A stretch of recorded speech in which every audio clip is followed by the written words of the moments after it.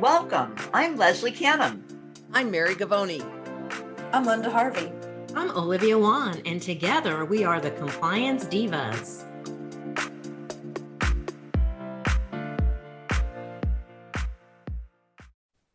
Welcome to the Compliance Divas podcast. This is Linda Harvey, and I will be your moderator for this episode. Well, the divas are wondering, is water testing a chore in your office? Or are you feeling overwhelmed because you're the sole person managing water lines in your practice? Well, lean into this podcast because we have a lot more to share with you. As the Compliance Divas, we bring clarity and simplicity to compliance by navigating the regulatory world to keep you on course. We invite you to subscribe to our podcast through your favorite podcast channel or on our website, thecompliancedivas.com. Any resources that we mention in the podcast will be found in the show notes, and we invite you to submit questions to support@thecompliancedivas.com. And don't forget, at the end of the podcast, scroll down and give us a review. Well, you may recall that we've talked about dental unit water lines earlier this year, and in May, we spoke about the brand new water test on the market, the Fast Check 15, which was the newest product in the Stericyl waterline products. You may recall, Stericyl is part of the Solmetrics family of products, and Solmetrics is dentistry's complete provider of water solutions. Their family of brands represent solutions to manage the water in your practice, throughout patient care, and out of the practice. So it is our pleasure to welcome Brian Mergentine with us again, who is the Director of Sales for the East Coast. Great to have you, Brian. Always a pleasure to spend some time with you. Well, thanks. Well, we are eager to go a little bit deeper because every time we talk about water testing and water lines, there's always more to learn. It seems like we can always peel back the onion just a wee bit more and a wee bit more. So we have some questions for you, and I'd like to ask our diva, Mary, to start us off, please. Thanks, Linda. And Brian, welcome back. We're glad to have you here with us again. Thank you. What we'd like to do for listeners who may have missed the previous podcast when we talked about Fast Check 15, if you could just sort of recap for our listeners the features, benefits of Fast Check 15 and how it impacts workflow in the dental practice. Absolutely. And, the reason we were so excited to launch Fast Check 15 and remain excited up to now about it is it's really a one-of-a-kind test in the dental business for waterline safety, in that it doesn't require any sort of interpretation. It doesn't require any incubation time at all. It's a result that you're going to have in 15 minutes. And really, after what we've experienced from 2020 on through current day, it's in a format that most people can understand and appreciate, which is one line means you pass, two lines mean you fail. It very much is similar to a COVID test or a pool chemistry test. So if you have a pool in your backyard, or you've ever had to jam a swab up your nose and test to make sure that you don't have COVID, you're going to know what that result is just from looking at it without even needing the instructions. Thanks, Brian. And as complex as so many things are now in our dental practices, simplicity is great. And with new people coming on board and perhaps inexperienced dental assistants who might be charged with doing this, the simpler, the better, to avoid errors and to make sure that people will comply with the testing protocols. Absolutely. I think one of our goals, or perhaps our main goal, was really to simplify this entire process. As we've discussed in the past, there's a lot of guidance about dental unit waterline safety, but the problem is the guidance is kind of all over the place and it's not synthesized in any one specific spot. In addition, from a regulation standpoint, there's only one state in the entire country so far that mandates quarterly testing. The rest of the country is, so to speak, the wild, wild west. You are so right, Brian. And just for clarification for our listeners, those of you who are in Washington State, you are that one state that has that mandate. Yes. I love the simplicity of this test as well, Brian. And while I don't have a pool, we have tested our hot tub, and I have taken several COVID tests over the past few years. So it's easy to identify with, and it's just so simple. One of the things that I enjoy about recommending the Fast Check 15 is, like you said, it takes such a short amount of time that now team members are not tethered to only testing certain days of the week. You can test any day, any time of the day. So that's just really frees up their schedule to be more manageable and improve their workflow. But even though we talk about the simplicity of your test, there's still a lot of protocols and challenges on the market with other things. And Olivia has a question for you on that. Brian, you're a wealth of information for us, and we appreciate you taking time to be with us. But we would like you to talk a little bit more about the recommended protocol for testing and shocking, please. Absolutely. And what we've tried to do with this is really keep this user friendly. So, in other words, simple, affordable, accurate, right? So, what we've seen is kind of a shift between old technologies that weren't designed necessarily to work well together. And now something that we've really, in following the protocol from ADS and the CDC in terms of what is the best way to handle this, we think we've kind of locked down a pretty good rhythm for offices to do that are, again, going to be easy for them to accomplish and easy on their budget as well. So for starters, we do suggest that they use a rapid test like Fast Check 15 monthly, right? Again, Fast Check 15, you're going to have a result within 15 minutes. You're not waiting 3 days for paddles to incubate or waiting, up to a week for a mail-in test to come back. Alongside that, we do recommend that you do a R2A test, a mail-in test twice a year. We are partnered with a company called DentaSafe. That is the only EPA certified dental water lab in the country. In terms of shocking, we've left it more as the word we'll use is shock regularly.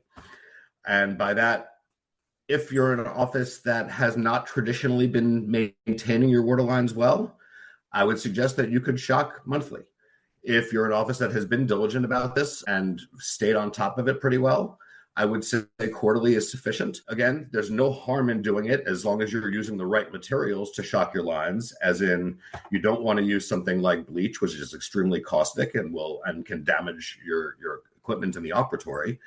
But if you're using something that's designed specifically as a dental unit waterline shock, there's no problem with using it more frequently, and it keeps you ahead. Sounds good, Brian. So if I understand correctly, each month we would use the Fast Check 15, and then the DentaSafe certified dental lab would be a water test that's quarterly, and then the shocking is monthly and maybe quarterly, depending. Is that right? The R2A test, which ours is powered by DentaSafe, we suggest twice a year, so every 6 months. Twice a year.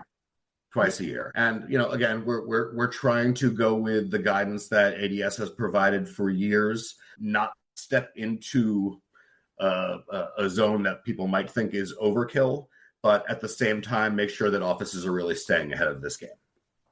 And Brian, could you explain for our audience who ADS is? ADS used to be known as OSAP. So ADS is the new name for OSAP, which is dentistry's leading organization for safety within the dental office. Awesome. And also, Brian, can you give a little more definition or clarification on what the RA test means?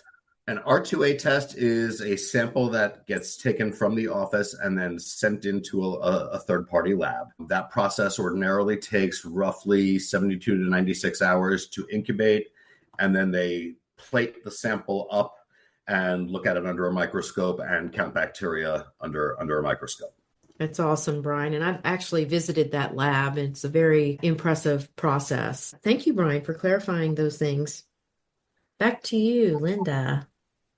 Thanks, Brian. I think it's important that our listeners understand what that R2A test is, because when you say a mailback test, it can be Greek to them, or don't even think about what happens on the other end to get that specificity, because with that test, you actually get the exact number of colony forming units that you have in your unit.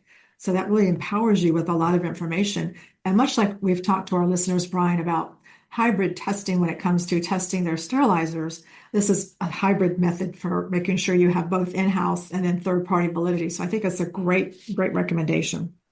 Absolutely. And there are several types of mail-in tests as well. So just to be clear, the R2A test is what's considered the gold standard for dental unit waterline safety. Thanks for qualifying that. Absolutely. Well, as we peel back the onion during this podcast, Diva Leslie has a question for you about water in general. Hey, Brian, what is the difference of the type of water? Does it really matter whether a practice uses municipal water versus any other type of water, like distilled water? The difference is going to involve a couple different things, one of which is the chemical makeup of the water. There are times where if there's high chlorine levels or high levels of other chemicals that it can affect whatever other treatment products you're using. The Stericyl by Solmedex products actually give you a couple different options. You can use distilled water in a water bottle, and we have a straw that is specifically designed to be used with distilled water. We also have a straw that's to be used with municipal water within the bottle as well. It just depends on what the office's preference is, really. Distilled water contains 0 solids, and there are chair manufacturers that actually don't recommend distilled water being placed in their water bottles. The caveat to that statement is once that water in the bottle is treated with our straw, it's technically no longer distilled water anyway. So it is not harmful to the user's equipment. That's great. And so, Brian, can you also tell us a little bit more about what dental teams need to know when they have new dental units? I had experience last week, a dental office who had brand new dental units, and they were getting conflicting information from where they bought the units from. I'm glad you brought that up because it's definitely one of the things that I feel like is an oversight with most offices when they're purchasing new equipment. If you think about the fact that when manufacturers are building units in their factories, before they get shipped out, they are tested to make sure that they're working, which includes running water through the dental unit water lines. Now it's being boxed up, shipped, sitting. So there's been water in surface contact with those tubings for, days, weeks, potentially months on end without anything else going through those lines. So I think a good practice and a good habit for offices to get into is when they do replace a delivery unit in their office, before they start seeing patients in that room, they should be at minimum shocking, testing, and then beginning to treat that water.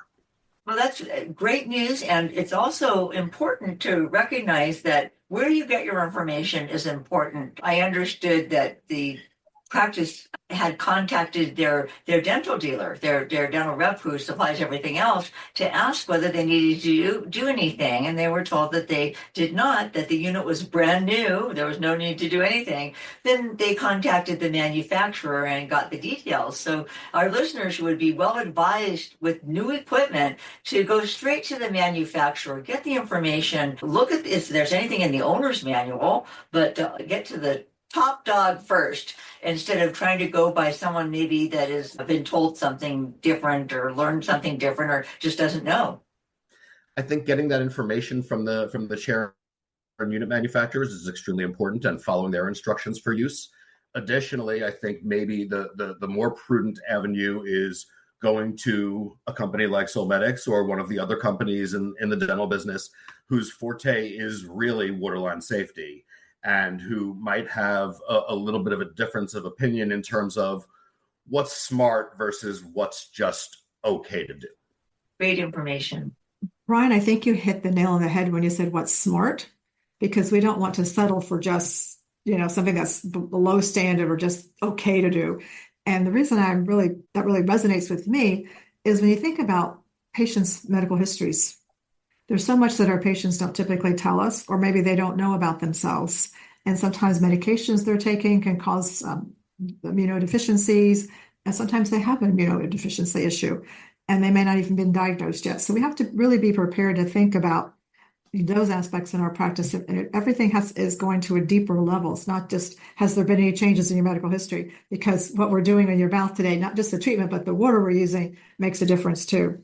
Brian, could I ask you to just recap briefly for our listeners today the main highlights, the differences between the Stericyl straw and your tablets, so they can understand the depth of that piece as well, please?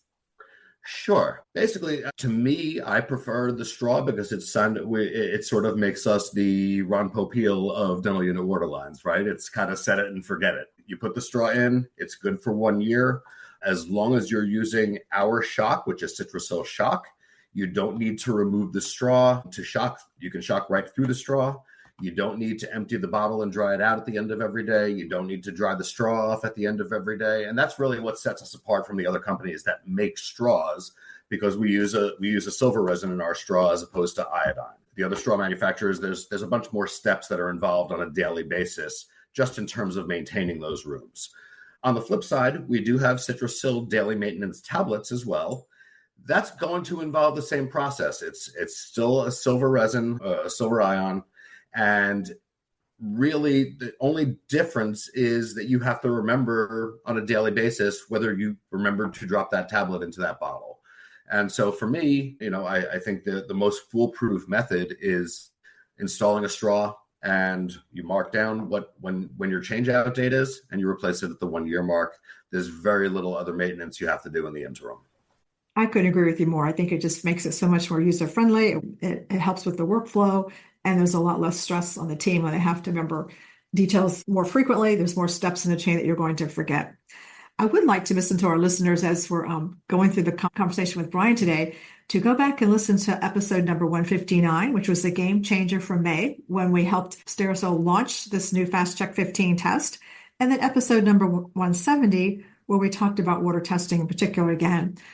Brian, I would love it if you could go through the steps in doing the Fast Check 15 for our listeners, because in case they've used it and have questions, they can help revisit it, or maybe they have not yet used your test. Certainly. So this is extremely simple. Basically, what we're going to do is we're going to take a sample from each room involving all of the water lines in that room. So, for example, we're going to take lines from typically 2 high-speed handpiece lines. We're going to take water from the air water syringe. And then if it's a hygiene room, maybe you take a sample of water from the Cavitron as well. Then you're going to take 5 drops from that pooled sample, and you're going to put it into the vial that comes with the Fast Check 15. You're going to swirl it, and you're going to wait 5 minutes. Then you're going to take a little test strip, again, very similar to a COVID test. You're going to put the test strip into the vial. You're going to wait 10 minutes. And at the end of 10 minutes, you're going to have either 1 line showing, which means that your water line passed, or 2 lines showing, which means that there's a little bit of an issue. Like a COVID test, a faint line does count for a second line, a faint line does count as a fail. So, and I would presume that much like a COVID test, it has to do with viral load, right? So in a COVID test, if you have a really faint second line, it probably means you've got a pretty mild case of COVID.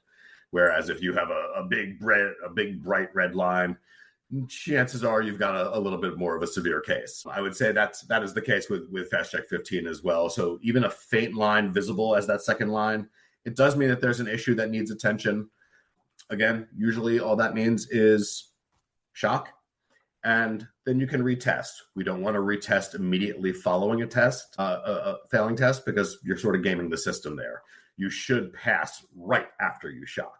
So we'll typically suggest to offices that they wait 3 to 5 days before retesting. That's perfect. Thank you, Brian, for recapping that.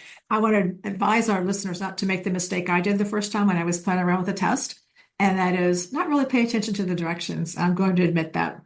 And I put in more than 5 drops. Listeners, in case you haven't used the test yet, besides the little reagent, the red ring around the bottom of the vial, there's like a little marking just about a half an inch, would you say, Brian, above it? And so I mistakenly thought I had to put that much water in, and I got a very diluted, spoiled test, and I couldn't read the results at all. So once I realized it was, much like we say in computers, it was that loose nut sitting between the keyboard and the chair that made the mistake.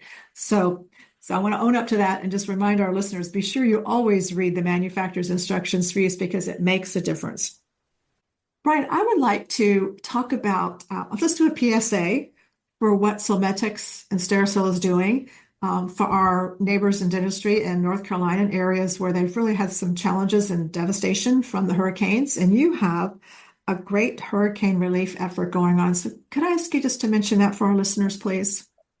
Absolutely. For any office in Florida, Western North Carolina, Eastern Tennessee, or elsewhere that was affected by either hurricanes Helene or Milton, we are asking offices to reach out to us. There's a spot on our website for it, or you can call directly into our customer service and request both free water testing and free shock to help your office transition back to operating safely.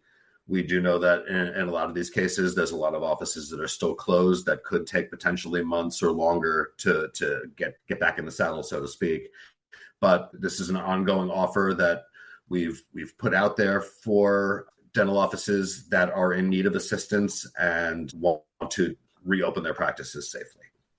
I think that's amazing. I think it's so important. So listeners, if you're not in one of those areas affected by the hurricanes, but you know somebody that is, reach out to them on social media, or if they're your friends, whoever, just reach out to them and please make them aware of this effort, because we really want to help practices as much as possible open back up with safe water lines.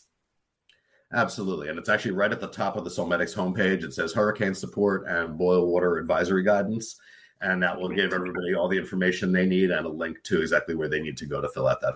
Perfect, because we had not mentioned boiled water yet. So that was perfect, Brian. Thank you for mentioning that important aspect of this as well.